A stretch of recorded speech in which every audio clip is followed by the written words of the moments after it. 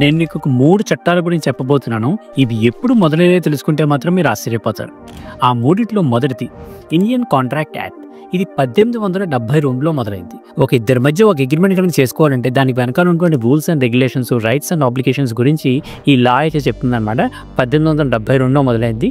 దాన్నే చిన్న చిన్న అమెండ్మెంట్స్ చేసుకుంటూ ఇప్పటిదాకా వాడుతున్నాము. అది రీప్లేస్ అవ్వలేదు. ఇంకా రెండో చట్టం ఏంటంటే నెగోషియబుల్ ఇన్స్ట్రుమెంట్ యాక్ట్ 1881.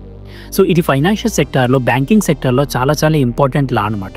ఒక చెక్ కానీ, ప్రామిసరీ నోట్ కానీ ఎలా ఉండాలి, రైట్స్ అండ్ ఆబ్లిగేషన్స్ ఏంటి అనేది గురించి ఈ చట్టం అయితే చెప్తుంది.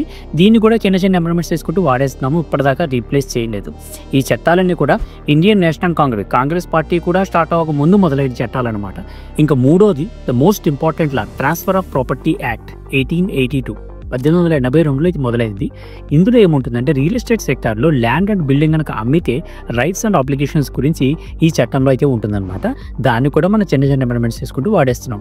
మనం బ్రిటిష్ వాళ్ళ పరిపాలన అయితే బయటకు వచ్చాం, కానీ వాళ్ళ చట్టాల నుంచి కూడా ఇంకా పూర్తిగా మనం అయితే బయటికి రాలేదన్నమాట.